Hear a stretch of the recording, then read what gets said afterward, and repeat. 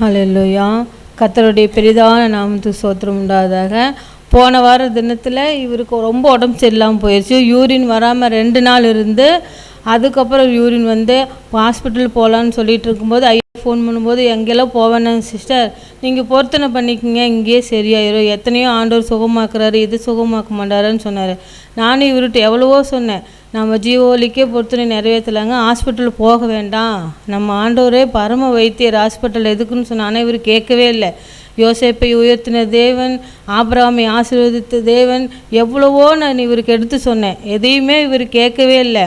ஈசாக்கை ஆசீர்வதித்த தேவன், தானியேலை சிங்கக்கேபியிலிருந்து காப்பாற்றின தேவன், சாத்ராக் மேஷாக் ஆபேத்நேகோ அக்னி குண்டத்தில் காப்பாற்றின தேவன் நம்மளையும் காப்பாற்றுவார். நீங்கள் சொன்ன கேளுங்கன்னு சொன்னானே, எதுவுமே கேட்கல, ஹாஸ்பிட்டலில் தான் போகணும் பிடிவாதம் இருந்தார். அப்போ அப்பாட்ட சொன்னேன், சரி கூட்டிகிட்டு போகணும் சிஸ்டர், அவருக்கு வந்து பயம் இருக்குது, அவருக்கு நம்பிக்கை இல்லை, பயந்துட்டார், நீங்கள் ஹாஸ்பிட்டல்லே போங்க அப்படின்னாரு. சரின்னு கொண்டு போய் அங்கே ஹாஸ்பிட்டலில் சேர்த்தும் போது யூரின் நல்லா உள்ளே பாஸாகவே குடல் ஃபுல்லாக யூரின் நிற்கிது.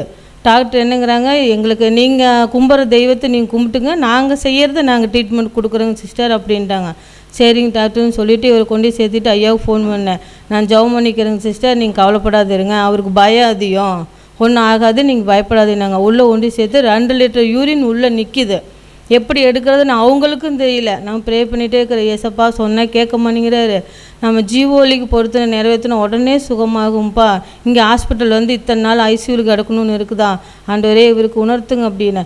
இவரை கொண்டு உள்ள ஐசியூவில் படுக்க வச்சுட்டாங்க. யூரின் அவங்க எப்படி எடுக்கிறதுன்னு தெரியாமல் அவங்க முழிக்கிறாங்க, கரண்ட் வச்சு எடுக்கிறதா, இது எப்படி எடுக்கிறதுன்னு அவங்களே பேசிக்கிறாங்க. எனக்கு ஒன்றும் புரிய மாட்டேங்குது. உள்ளே கொண்டு உட்கார வச்சுட்டாங்க. அப்போ நான் ப்ரேயர் பண்ணிகிட்டே இந்த அப்பாவுக்கு ஃபோன் பண்ணேன், அப்பா அவங்க இங்கிலீஷ்லேயே பேசிக்கிறாங்க, எனக்கு ஒன்றும் புரியல அப்படின்னு சொன்னதுக்கு அப்பா சொன்னார், சிஸ்டர் நீங்கள் கவலைப்படாதீங்க, அவங்க உள்ளே கொண்டு போனாவே அவங்க அதை இதை சொல்லுவாங்க, நான் ஜெபம் பண்ணுறேன் சரியாயிரும், நீங்கள் பயப்படாது இருங்கனாங்க. அதே மாதிரி ஐயோ ஜெபம் பண்ணோன்னே அப்புறம் கையிலையும் காசு இல்லை, நாங்கள் ஒரு 1000 ரூபாயாட்டு தான் போனாங்க. அங்கே போய் சேர்த்துனோன்னே 10,000 ரூபா கட்டுங்க டெபாசிட் அப்படின்ட்டாங்க. காசே இல்லை. சரி என்ன பண்ணுறதுன்னு சொல்லிவிட்டு எங்கள் பாப்பாட்ட தோட்டம் கொடுத்துட்டு அடகு வச்சு கொண்டு போய் 10,000 ரூபா கட்டினோம்.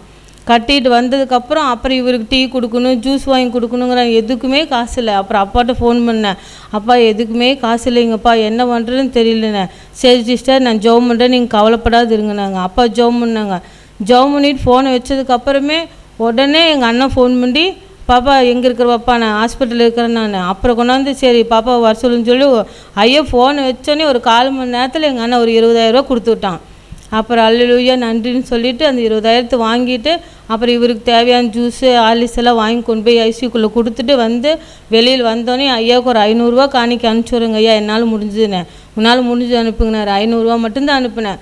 ஆனால் அதன் 20,000 மீதியாகி வீட்டுக்கு ஓரளவுக்கு ஆண்டவர் கிருபை செய்து இவர் யூரின் எல்லாத்தையும் வெளியெடுத்து இன்றைக்கி இந்த அளவுக்கு நிற்க வச்சு மோஷன் போகாமல் 2 நாள் இருந்து, யூரின் வராமல் 2 நாள் இருந்து படாத பாடு.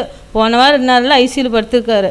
இந்த வாரம் நேரம் ஆண்டவர் இங்கே கொண்டாந்து ஜீவோலியில் எவ்வளோ அழகாக நிறுத்தியிருக்கிறாரு. தேவனும் கோடான கோடி நன்றி செலுத்துகிறேன். நன்றி நன்றி சொல்லுங்கள். நன்றி.